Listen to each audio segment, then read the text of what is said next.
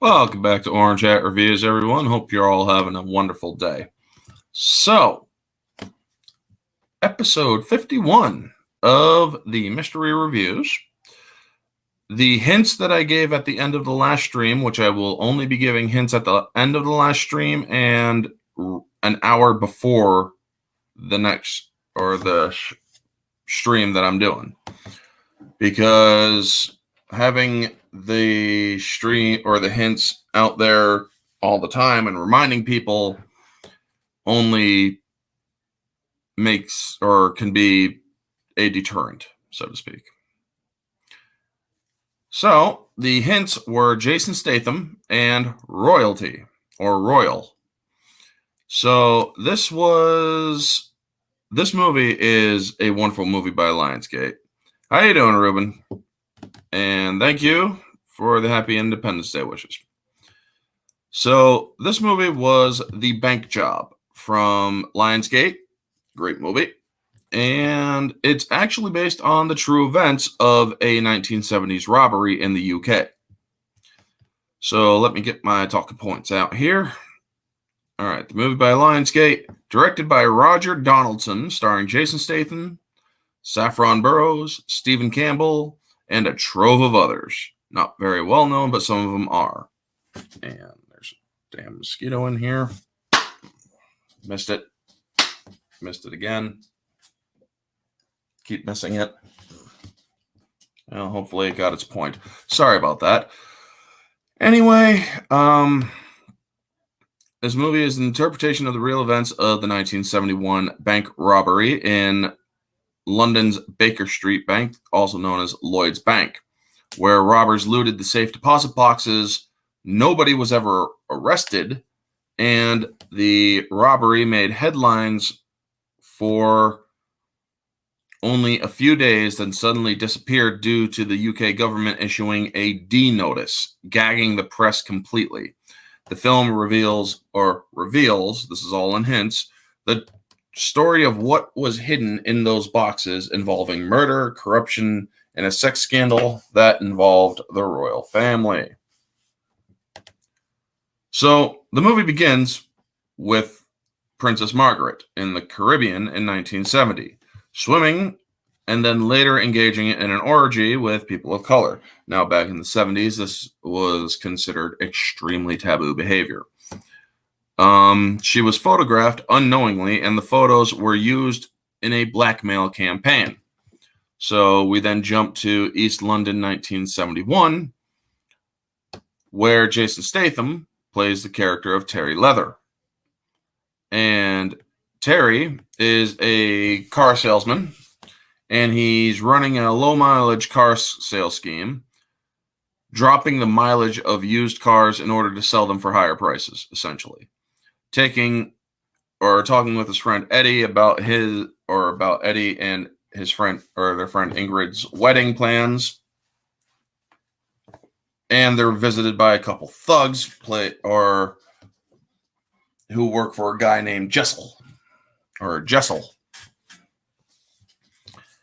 And they tune up one of the cars, bust its windows and whatnot, and they tell him, you better have his payments and whatnot. Well, how am I supposed to have payments if you guys are coming in here wrecking the merchandise, you know? There's a mosquito in here and it keeps on biting. So, yeah. So the acting in this scene is it's a very low-key acting, but it's actually very well done. I don't know what happened, but I went from waiting for the stream to you talking about Eddie. So I guess the movie is not in the Name of the King Dungeon Siege Tale. No, it is not, Greg Z.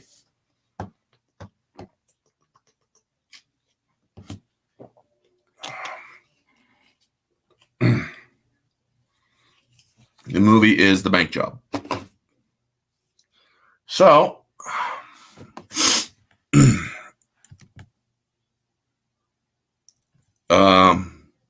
we then see that Terry, Jason Statham's character, is met by Saffron Burrows. Saffron Burrows, many people don't know or I only knew her from, or when I saw this movie, I only knew her from the Deep Blue Sea movie, the original one, not those shitty sequels. But Saffron Burrows did a great job in this movie. She was really in her element. She played her character extremely well. And she plays the character of Martine Love. Now, something on my shirt. Sorry about that, folks. So, she has a proposition for Terry. And Terry's setting up a stag party that he's supposed to be going to, but he ends up meeting with Martine first to discuss what this is. Now, before we get into it, they jump to 3 weeks earlier, and we see members of MI5 and the case of Michael X. He is the UK counterpart to Malcolm X.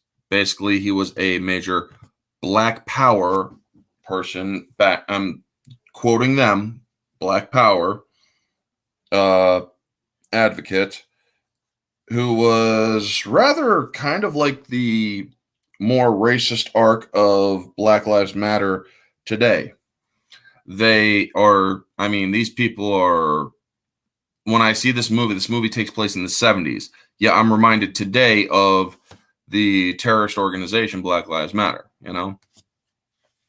Well, let me make it clear that when I say that Black Lives Matter is a terrorist organization, I mean the financial organization that is swindling Black people, stealing their money, and also rioting back in 2020, where people were basically rioting to get what they want, and that is terrorist activity. How you doing, Nerd with a Cigar? Good to see you. Always a pleasure. So, yeah, they're talking about how he's a criminal that is causing dissent and division in the UK. And we see him in action as he tortures a white landlord, and then he's brought to court. Well, he's kept out of jail because he has those photos of Princess Margaret. And the government wants the photos so that they can get rid of Michael X and put him in jail, or even wipe him out entirely. And if it goes wrong, the government can't be seen as involved. So, where does Martine fit into all this? Well, Martine is caught at an airport transporting freaking humongous amounts of cocaine and heroin, and she's blackmailed into doing a job of getting the photographs. So she goes over, or jump back to present, she's going over to plan with Terry, saying that it's the safety deposit box and the secret wealth that no one will report has been stolen, because the whole reason why having a safe deposit box is so that people don't know what's in them. Now, I love this scene, because this scene, you see that Martine and Terry, just by the way she's looking at him, they do have a small history. She really liked him at one point, and she wants him too. But he is currently married, so it's not exactly going that way, you know? Now, the way that are going after the safe deposit box is, after Terry leaves, and she also sees her, you talking about those mostly peaceful protests? Yeah, right. But anyway, he leaves, and then he sees her talking with somebody, and it happens to be the MI5 agent that is talking with her. And he's like, do you think they'll do it? And yada, yada. And he sees this, but he doesn't see what they're saying. Now, we then see later that this Tim, MI5 character, is also sleeping with Saffron Burrows.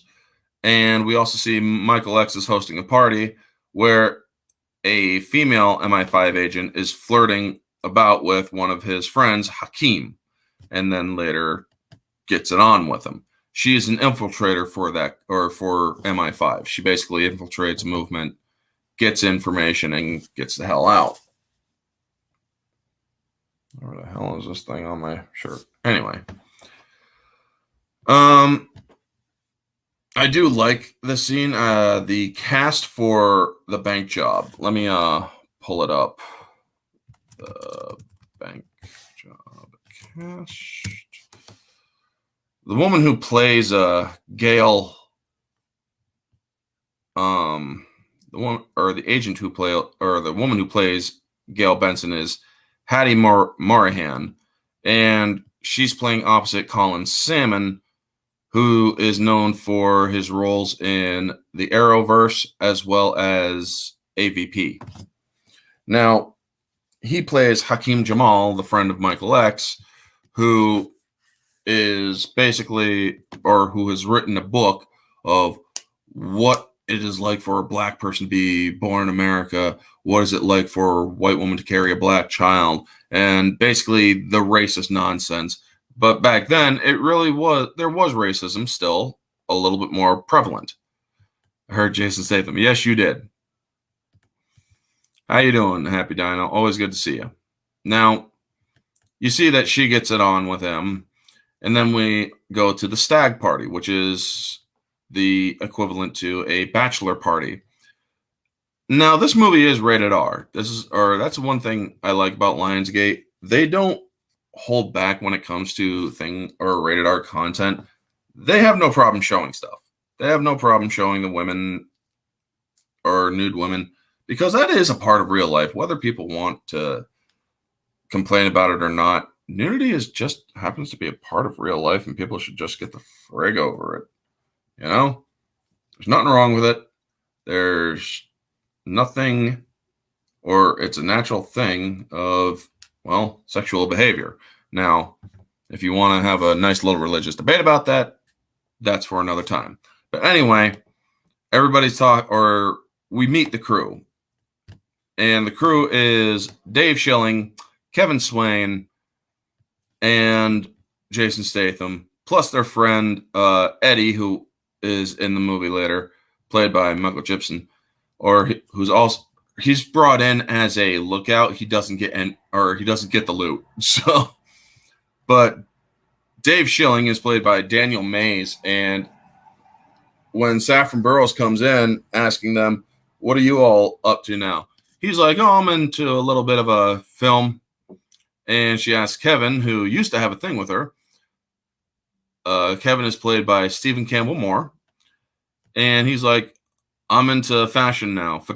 But he's also shooting Eddie's wedding as well later on. Now, oh shoot, the wedding is where they're talking about it. I'm sorry. I totally skipped ahead on that. But the stag party is where Terry goes over to plan with his friends. And I love, he's like, "We're not bank robbers. Maybe that's why we can get away with it." You know? And then we see two cops come in, but they end up going into the back where Lou Vogel, the porn king of Soho, ends up paying them off about some shady shit going on. And so these are good ways of establishing characters that are going to be in the film later on. And you then are given or shown just how bad these people are. And then he puts his transaction in a red leather-bound ledger. So we're then introduced to Sonia Byrne, who runs a brothel or a sex club where she gets high-ranking members of government and blackmails them. Yeah, exactly, right? So she has a Lord Drysdale, and he's tied up and he's getting whipped and he's absolutely loving it. And she's recording it, live film and photographs being taken, which she puts in her safety deposit box. So then the next scene is cut to the wedding between Ingrid and Eddie, and Kevin is photographing the wedding. And this is where they're all discussing the stuff. Now, Terry's wife, Wendy, who is played by a beautiful actress named Keely Hawes. In this movie, she is absolutely gorgeous. Martine shows up and they're all convinced. Now, when when Martine talks with Wendy, she's like, I envy you, and or imitates life. Exactly. If I got blackmailed at an establishment, I would warn people to not go to that establishment. The thing is, if you blackmail the person at that establishment and they already have the damning or the compromising evidence, they'll just release it. That's how cutthroat these people are.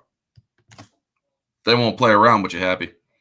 You threaten them back or you try turning people away from that shit, they'll find out it's you because, well, you found out about the damning evidence, and so yeah, they'll end up completely ruining your life.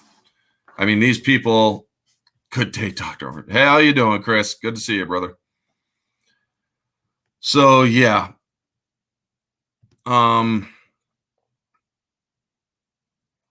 You see that Terry's wife Wendy is sus about her husband and Martine because Martine just keeps on giving him the flirt of glances. Now, you see, I love these moments of happiness with the crew before they start their job or the big bank job that they're about to start, because it really does do a good job at getting you guys interested in these characters. So, if the worst info was that we're at a horror house, I've been seeing worse political standards. True, but back in the 70s, these are English lords with prestigious reputations. They get if they get exposed in any shape, way, or form, then, well, they're in a lot of trouble. I mean, the reputation of the House of Lords is pristine. They do not want, or we all know that it's bogus as shit, that pristine reputation, because we know that some of the members of the House of Lords are actually quite freaking bent and dirty as shit, but still. Back then, if you got caught in such a scandal, your life was essentially ruined. This was the 70s that this movie takes place during. This is 50 years ago. Quite literally 50 years ago, because it took place in 1971, so 51 years ago. So we then see how they scope out Lloyd's Bank, which is the target of the heist, checking out the safe deposit box areas where Saffron Burrows' character Martine actually has a box set up so that they can go in and look at the area. Vogel comes out of the bank and sees Dave, who's getting photographed by Kevin, so that they have reason to be there. And Vogel recognizes Dave. He's like, "You're an actor, aren't you?" "Yeah, I did a couple films for you, Mr. Vogel." And he's like, "Huh." And then Kevin asks him, he's like, "What are these films that you did for him?" "Well, you might, or just a couple of them." And he's like, "Well, what are they?" "Well, you would call them as pornography." And basically, they established that Dave has a big wang, like 12 inches or something like that. It's like, oh my God. Which actually comes to pretty hilarious standards or pretty hilarious scenes later on. We then see that Terry is talking with his wife, Wendy, and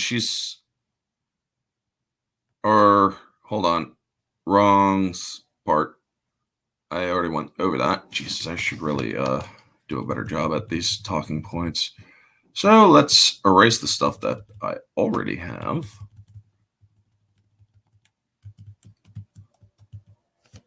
There we go. And there we go.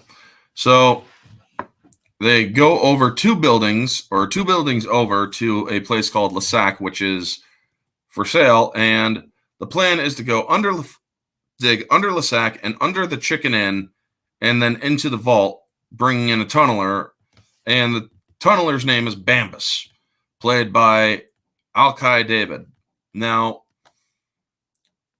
when he doesn't recognize Martine, he's like, this job, or I don't recognize these boys. I don't recognize you. And they all have to convince her that he's good. And then we cut to Michael X. The cutting in this movie, a lot of people would say is confusing because you got several story points. But when you are telling a historical story, you have to cut to these different things. You have to know where each player is, what is going on in the situations. And I believe that this movie actually does a very good job at cutting these scenes in to show you what's going on, where the major players are, how it's going down, and who needs to be doing what, you know?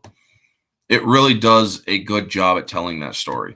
Just because you're hung like a moose doesn't mean you have to do porn, Kumar. Yeah, nice. So we also find out that Michael X is now leaving for Trinidad to evade the law if things go sideways. He doesn't think that somebody's going to try stealing his photos. He doesn't, or nobody else knows about these photos except for him and the government. Well, he's still leaving just in case things go sideways.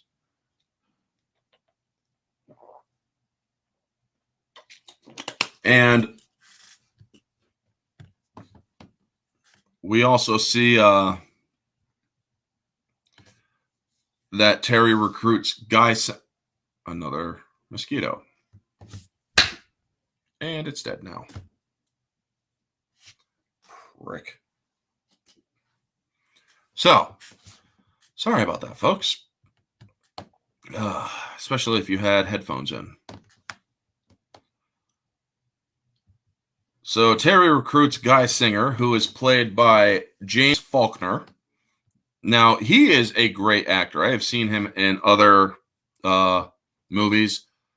James Faulkner, the most recent movie I saw him in was Underworld Blood Wars, where he played one of the elder vampires, or one of the high station vampires, not an elder. And he is a low-born British citizen, but he manages to do a posh accent very well. And that's the reason why they recruit him, so that he can be the front for the money and basically push off any suspicion. Now, Jessel's thugs then come back to Eddie and Ingrid to Terry's car shop, and they end up taking the cars. And Terry tells his wife that what he is doing will put them he's having dinner with his wife while this is happening. And we then see, I love the conversation between his wife. She's like, he tells her, "Don't ask me what's going on." And she's like, "What is going on? I don't want to lie to you. What is going on? What I'm going to do will help us get out of here. It'll push us past where we are right now, and we'll be leading a better life. It'll put them in a better place, but it's also better that you go to your sister's house just in case things turn to custard," as he puts it. And I really do love the acting between Jason Statham and Keely Hawes, because you really do get a sense of chemistry between them. That there is tension tension in their marriage, but there's also love there as well. It really does have a good there is good acting chops in this movie. Now, we then see that Michael X has visited Lou Vogel to work out a deal where his women will be used at his porn club. Now, this scene could have been deleted, but it also does explain that they are in business together. Also, that Vogel convinced Michael X to use a safety deposit box to put his leverage against the government. So then we see the Major arriving at Lissac. Now, Major Guy Singer is a con artist. That is basically what he is best known for. He is a con artist. And the scene with the thermic lance, where everybody meets each other and whatnot, and then they're like, "What is this? This is a thermic lance." Well, then they fire up the thing, and Dave is holding on to it. And then he drops it, and they're like, "Oh my God, turn it off, oh my God." And they're all freaking out. And then it cuts into a over conversation with the MI5 guys. And it's like, these villains you've hired, they're reliable. Oh yes, absolutely. They're trained professionals. That scene just proved otherwise. They're amateurs. Wife, how was your day? Man, I played the fifth. Yeah, I know, right? Happy. And I absolutely love how these boys are. Where Tim is telling his upper or higher ups that they're professionals, that they can get it done. And then we see Gail, the female agent, is infiltrating Michael X's inner sanctum. And Martine also meets with Tim at this meeting where Gail, her father, meets Hakim. And Hakim is like, that is not her name anymore. It is this and this. It's an anagram of their names mixed together, so to speak. And then we later see Guy Singer entering Lessac again while Tim's men, the government guys, spy on him, or we see the crews, or we see everybody prepping, bringing in all the stuff from behind or from the back of the building in through the bottom or in through the driving shed behind. And when they start using the jackhammer, it causes the staff at the Chicken Inn and the patrons to react. They're like, what the hell is going on over there? And so they call the cops because, well, noise complaint and whatnot.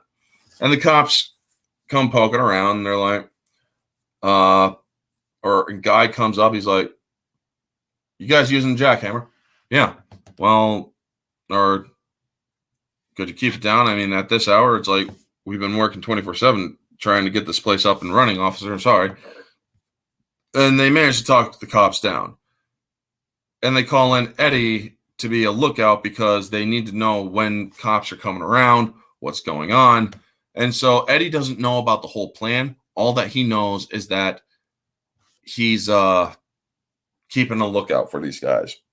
He knows that there's a vault that they're getting into, and that's about it. Now, hey, Vanja, good to see you. One of the things I really do like about this movie is that they managed to capture the events of what happened in the war or in this time very well. This is one of the most famous bank robberies in the United Kingdom.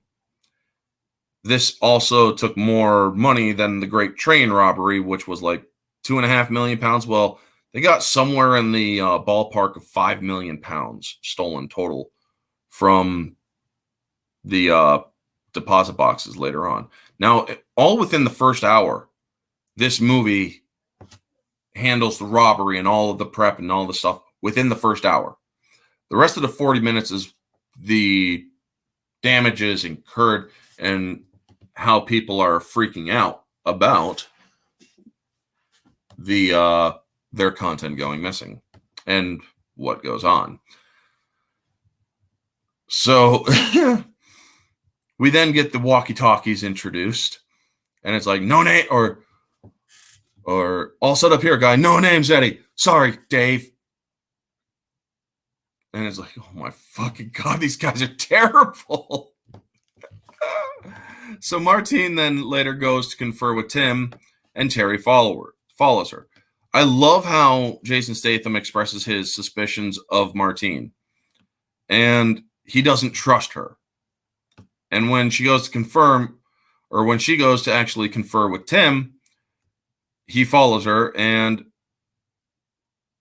they get the cash and credit for Trinidad. Sorry, I read that wrong. Gail during this time is also, or later afterward, goes to meet with Tim to get the cash and credit for her travel to Trinidad, because once Terry showed up, Tim had to beat feet and get out of there. And well, Terry's rightfully suspicious. So we then see that somebody is catching the radio conversations between the gang on a ham radio, which is a nice little tune back to the Frequency movie that I did a mystery review on. I don't get British money. Yeah, I don't either. I'm sticking with dollars. But anyway,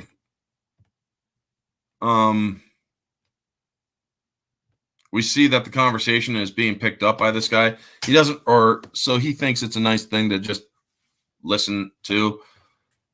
And then we get to more of them working, and he's like, "What's all this brick here?" I don't know. We're gonna dig, or we're almost there though. And Jason Statham falls through the brick and into this crypt that was built into for bodies that died of the plague back in the 1600s. So that was interesting. And then Eddie fucks up on the radio. He's like, "Have you guys got anywhere close to the vault? I'm freezing my tits off up here." And that's when the listener perks up. He's like, "Whoa, did he just mention a vault?" And he then listens to the conversation and he tries calling the police. "Hi, I'm a licensed ham radio operator, and I think I'm listening to a robbery in progress." Well, you then see or hear that 4 other police houses didn't listen to him. So it's like, holy crap. And this is how the police found out about the robbery, by listening to the radio. And eventually they decided to listen, and they continue to listen. Hold on one moment, folks. I do got to go get some.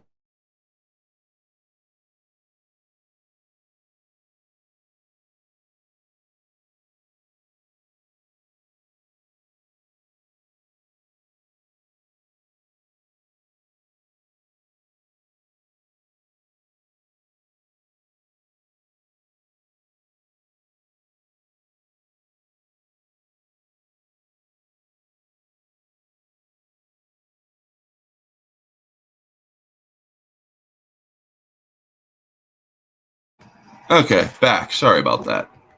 It was a minorly important matter. So because they got into this crypt, they managed to get all the way over to the vault without having to dig any further with the jackhammer. So then they're using the thermic lance, and that's a pretty cool scene too. But this time they're using it without freaking out and whatnot. And I have a serious itch on my back. Hold on one second, folks.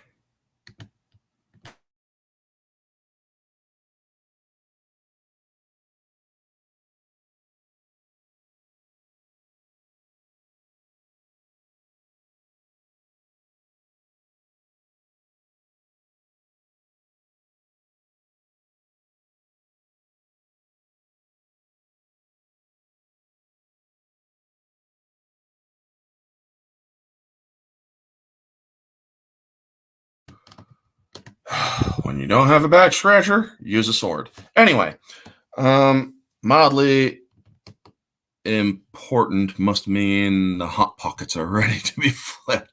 No, I had to itch my back, and I don't feel like showing you guys or showing myself doing the bear rub against a hard surface. So, yeah. Orange Hat will return in Orange Hat 3, Armor of the Gods. Oh my God. Thank you. Happy.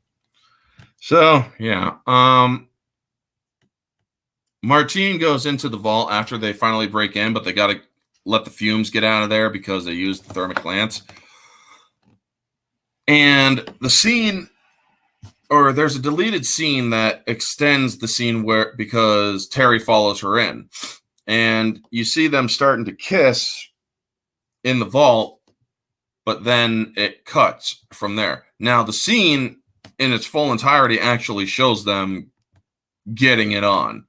And it's like, Saffron Burrows is one hell of a good or hot bod. I'm just going to say that. And it does suck because, Terry is married. And you learn that her thing with Kevin was four Chinese food meals and a roll in the hay is what they call it, basically making out. But she's always had a thing with or a thing for Terry. Now, the police are checking several banks to make sure, or including Lloyd's Bank, because they are still picking up on the radio chatter. And we see that they have begun busting into the boxes. Now, Terry notices Martine's strange behavior, how she goes specifically for box 118. And the police are still listening in and he ends up seeing the photos of Princess Margaret that she was meant to steal, and he takes them from her because she is not on the up and up, and she lied to them and is not telling them the full story. So everybody else is still busting into everything else, getting tons of cash, tons of jewels, other photographs from Sonia Burns' area. Gonna have to definitely do something about my back later. And yeah, I mean, they find all sorts of different things in there. Bottles of wine. It's the stuff that they won't report. So then the police try to bait the gang into giving up their position. And I love how this scene plays out when Eddie is reporting cops are outside the bank and the tension's building up. And the police come into Lloyd's Bank and they're like, well, we need to take a look inside. Well, it's on a time lock. It won't open until tomorrow. There's nothing we can do about it. I mean, nobody's robbing my bank. And they're like, all right. And so when they move off, he puts up the walkie-talkie and he gets down to just breathe real quick. And then the decoy moves in. Well, the bait vehicle that moves in, he goes up, tries to grab the walkie-talkie and ends up pushing it over the edge. How this walkie-talkie survives this fall is beyond me, folks. I mean, this is one of those big walkie-talkies that are like this big and kind of like this thick. But this thing fell like 4 stories, and survived. And was still transmitting. So, yeah. Now, the crew has, or because of Eddie dropping this thing, caused the police to not see any or hear any response from the robbers or their lookout. So it was a good thing that he dropped the freaking radio, you know? Now, the crew has new transport from the van that they used. The van that they used, you see it drive out, and the government guys go to pick it up. But it's some other guy, and he's like, this guy paid me $50 to drop it off, or to pick up the van and drop it off at the airport. And it's like, oh shit, they just duped the government boys. And Martine's like, what's going on? We never met the guy who put you on this job. And I don't trust him. And I just have a bad feeling. So, yeah.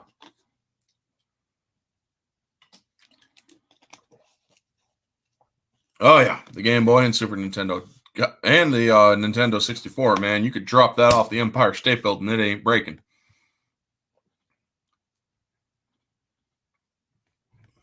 No, it really isn't. But anyway, yes, we are technically in a recession. So, once they start divvying up the loot, Guy and Bambus take their shares and they get out before the main or the rest of the crew confront Martine. And they force her to come clean. Well, now they're spooked because they realize that MI5 or 6 are on their asses. They don't know which one it is because to basically give you an idea, let me pull that up.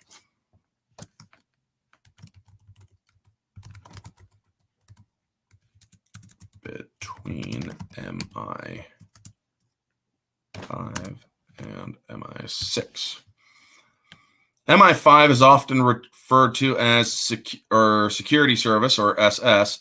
On the other hand, MI6 deals with current affairs overseas. So MI5 deals with local or at-home stuff, where MI6 is for or deals with the foreign shit. Now, it's MI5 that's on their asses because this is still going on in the UK. And I absolutely love this scene between Martine. Yes, exactly. MI5 is domestic, where MI6 is foreign. Bond is MI6. He's going all around the world. That's basically how you can tell. Now, I do like how these guys are seriously getting spooked. They're like, I'm going to go to my mom. I'm going to talk to her, and I'm going to get the fuck out of town. That's Dave. He's freaking out. Kevin is willing to stick by Terry because they want to see this thing through and whatnot. And it's like, oh my God, we are so fucked. I mean, they realize that they realize the full implications of what's going on now. So this is where the film does take its tonal shift. Now, Terry sees the paper of the bank raid. Shortly after the bank opens, very shortly after he sees the paper of the bank raid, the bank opens and Lloyd finds the Lloyd's bank finds that it has indeed been robbed. After this, Martine arranges a meet with Tim, and we then see the panic of the corrupt in London. We see, what's her name? Sonia Byrne freaking out. We see the bent cops freaking out. Lou Vogel's freaking out. They all need to, are going to go after the robbers. Now, Vogel also calls Michael X, who's in Trinidad, and tells him that his box was raided. And he's like, if your box is between the 100 and 400, well, it's a good chance that your box got raided. How you doing, Kamen Rider? Good to see you.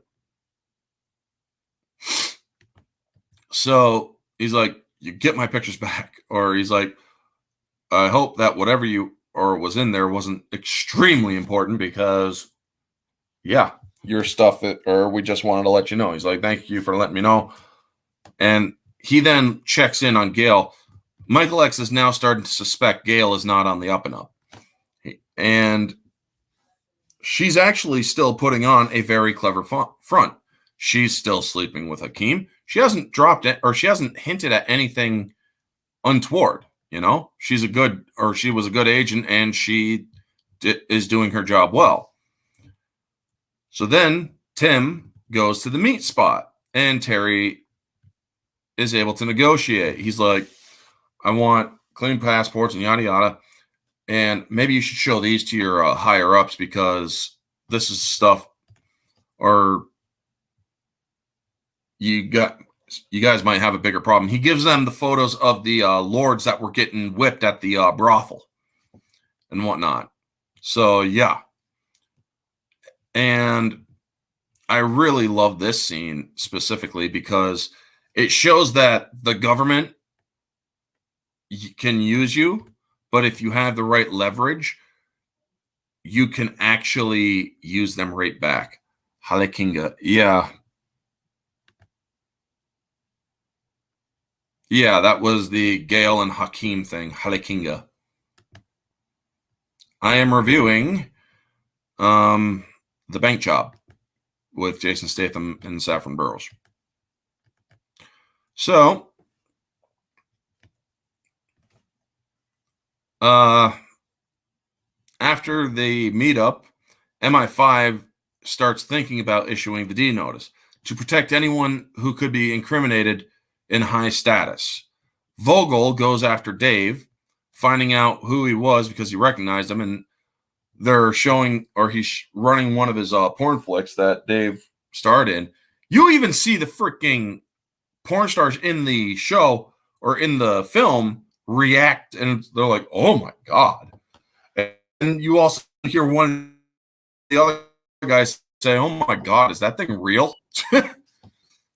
It's just freaking hilarious with the whole Dave having a monster wang, and then he gets picked up and tortured, and they use an old style paint strip or air paint stripper. This thing can punch through serious solid stuff, and they start using it on his ankle area, and you now see that the group is kind of getting screwed.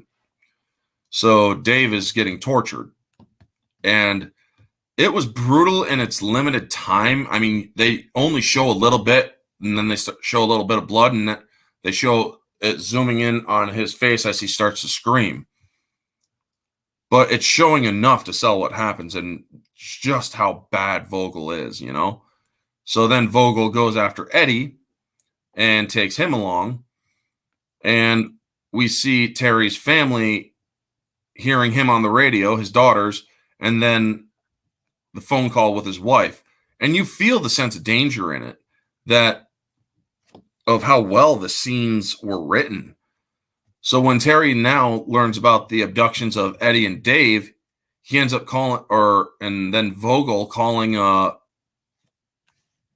Michael X to confront him about the pictures. He's like, they went after your box specifically. You are the one. That's how the device, or that's how the device is called. Yeah. It's like an air, or it's like a paint stripper or whatever. And Nathan Stein, Arkham Outpost. Good to see you. I'm reviewing or doing a mystery review of The Bank Job. So he tells him, he's like, they went after your box. You're the whole reason why this shit is done.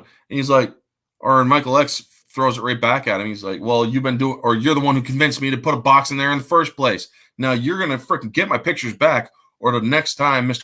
Porn King of Soho, the next time you see a black man in Soho, you're not going to know whether or not they are there to kill you or otherwise. So get my pictures back, is basically what Michael X is saying. He gets off the phone, and you then see him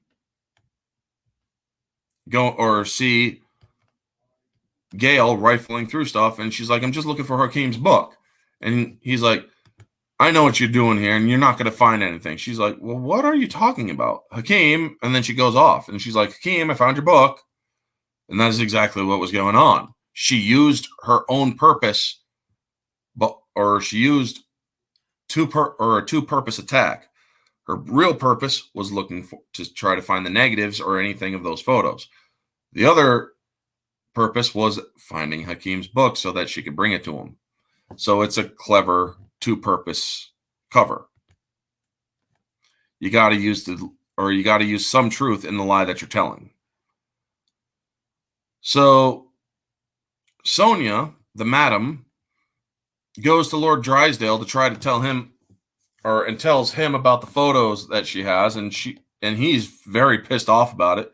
So he goes to MI5, and he's like, well, don't worry, we got those photos, but we are going to issue a D notice because we need to protect everybody else because of this idiocy that we have all gotten ourselves into. So the police continue to identify the different robbers, and Guy is then identified because fucking Dave had to order some chicken and chips. So they actually identified him from the guy that delivered the food. And then Vogel calls Terry and tells him, I want the pictures of the royal portfolio and my red ledger. And he's like, well, I don't have his fucking ledger. So I don't know what you're talking about, dude. And so they end up killing Dave. And Terry is there, and he's like, he shot Dave. You gotta give him to it. He's like, dude, you tell him I don't have his freaking ledger. And so Vogel then gives him an hour. So the prospects aren't looking good. And then you have to choose between Vogel or your deal with Tim, MI5. Either way, you're screwed. Either choice comes at a cost. You either go to Tim, or make your deal with Tim, and you get, or it will cost Eddie his life, or you make your deal with Vogel, and you all are screwed. So yeah, it has some very bleak outlook, you know. So when they go looking for the ledger,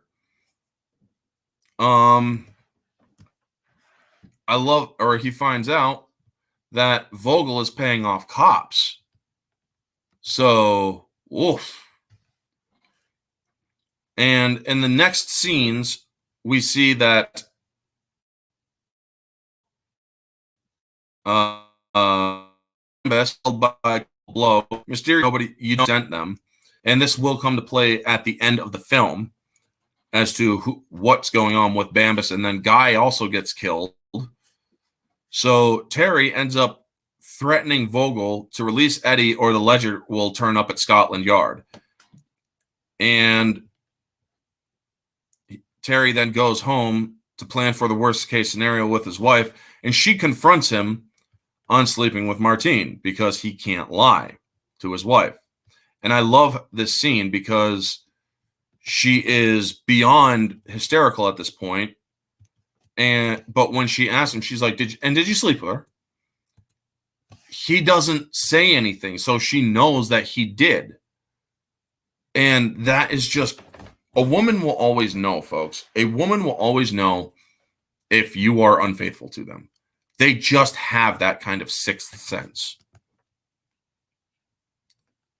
So afterward, he says, I'm going to make this right. We are going to get out of here.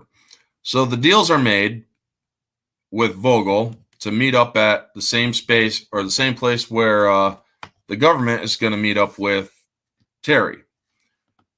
And we also see Michael X, calls Gail out to the garden, and there's a shallow grave in there, dug, and he pushes her into the grave, has one of his guys go down and slice her neck because he says that she was stealing from him. Well, yikes. So then we see that the gang, Kevin, Martine, and Terry, are noticing that the papers are no longer reporting on the robbery. The stories have disappeared. The D-Notice is now in effect. So we then get to the meet where all the players are showing up. Vogel runs when he sees MI5 actors or MI5 agents hanging around Terry. And then Terry gets has one of the members of the House of Lords come up to ensure that the government will not pursue them. And he then gives them the photographs. The Lord looks at the photograph or the photographs of Princess Margaret in her orgy, and he's like, she is a scallywag. And then they just walk off. I love that. It's like, so he books after Vogel. Vogel is taking pills and he's in pain because of a massive kidney stone that isn't passing. So he's able to catch up with them, and he starts kicking the shit out of Vogel. And the guy comes out, and he manages to kick the shit out of them when the police show up. One of the bent cops is also there, or two of the bent cops are also there.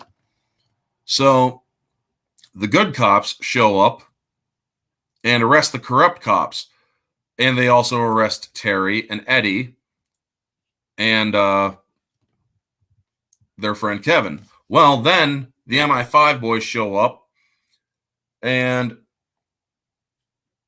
because the deal was made that they will not be pursued or arrested or face any sort of incrimination, they tell them, you have to let them go. This is a government matter. So when the bent cops are like, these are the guys that robbed the banks. These are the bank robbers.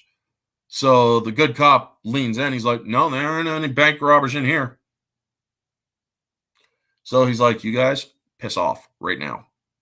So they are able to walk off from that. Now, Vogel also goes to the cops as well. We then see the authorities go after Michael X in Trinidad with Tim there, and Tim asks him, he's like, you might as well, or you could save yourself right now. There was a British national here by the name of Gail. And he's like, she was here, but she's gone on.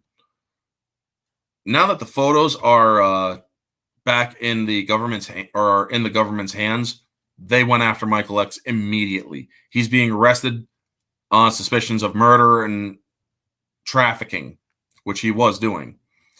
Movies like this show me I'm too dumb for bank robberies. Dude, these guys who robbed this bank were not smart. They were just amateurs. They were idiots. They robbed the bank and they got away with it. So then Tim finds Gail's body in the garden, and he recognizes her from a peace and love bracelet that she had.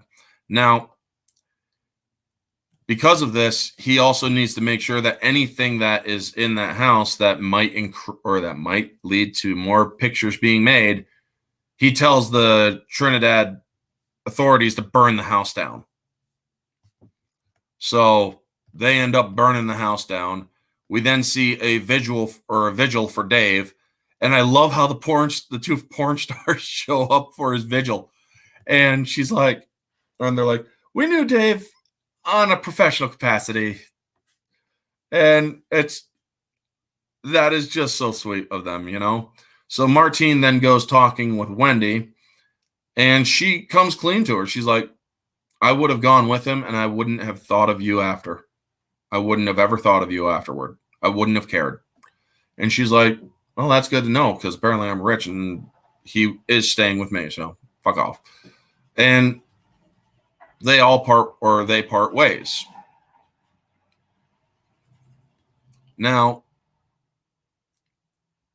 before they do, Terry also gives Eddie and Ingrid the car shop. He's like, you guys have you guys can have the shop.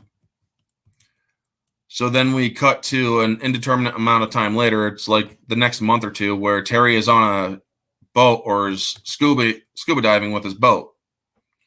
And he brings out a fish from spear fishing, and his wife and kids are there, and they're having a nice old time. And then we get to the credits, where we learn the aftermath of what has gone on. So the aftermath is basically, it's all written down. After the robbery, Scotland Yard underwent a major purge of corrupt police officers. A number of senior members of the government resigned after revelations of their activities at Sonia Burns' brothel. Michael X was hanged in 1975 in Trinidad for the murder of Gail Benson. His file in the British National Archive remains classified until January 1st, 2054. He was hung in 1975. So 2054 is going to be like 80 years or almost 80 years later, where everybody involved will be dead by that time. Vogel was jailed for 8 years for crimes unrelated to the robbery. Hakeem Jamal, Gail's lover, was murdered in Boston in 1973. The murders of Guy Singer and Bambus were never solved. So when they show the murders of Guy and Bambus in this film, you don't understand why they're getting killed or who killed them, only that there was a couple of blokes that killed Bambus, hung or choked him out and put a bag over his head. And Guy Singer had a bloke in a suit stab him in the back of the neck, throw him down, and just ran out. You have no idea who orchestrated it. Now, chances are it could have been the government, or chances are it could have been Vogel and his peeps. You don't know. and the murders have been unsolved to this day. So the loot taken from the Baker Street Bank was thought to be in excess of 4 million pounds, more than more than that of the Great Train Robbery. Now, the Great Train Robbery, like I said earlier, only had like 2.5 million stolen. And over 100 safety deposit box holders refused to identify their losses from the robbery. And then it says this last line here: the names of the people identified in this film have been changed to protect the guilty, meaning those people who robbed the bank. So that is the review and discussion for The Bank Job, folks. Objectively, I would say this movie is around an 8. This movie is good. It has great acting. There's some writing issues. There's a couple of things the cutting issues can also be added in. But for the most part, it does have a slightly more convoluted story than most. However, if you can overlook that, you might actually find that it's a pretty good movie. So that is, however, the convolution and the confusion can lead to an objective flaw. So that is why I give it an 8 out of 10. Now, subjectively, I absolutely love this movie. It's a 10 out of 10 for me. I really do enjoy it. I mean, Jason Statham is just a great actor, and so is Saffron Burrows. Moviegoer, it is a 10 out of 10. I really do enjoy it as well. It kept me engaged. You really got to put on your thinking cap to follow all this stuff around, but it does a good job. So now for the hints for the next movie, which will not be revealed on the link for the next stream. The next stream is already created, folks. It's in the playlist of my mystery reviews. So the hints for the next review is Carl Weathers and 80s. Gives you an awful lot of an awful lot of movies to pick from, folks. So yeah, thank you so much, folks, for tuning in. Vanja, Greg Z, Cayman Rider, Nathan Stein, Arkham Outpost, Happy Dino, Nerd with a Cigar, Chris Daly, Happy Dino. Who else? Ruben Thomas. Thank you for tuning in. Thank you all for tuning in, and stay tuned for next week. The stream is on schedule for it. And also stay tuned for Thursday night, 10 o'clock. After I get home from the theaters, I will be giving my live review with non-spoilers and spoilers for Thor: Love and Thunder. So thank you so much to all who tuned in. If you like this video, leave a like, comment, subscribe, share, all that jazz.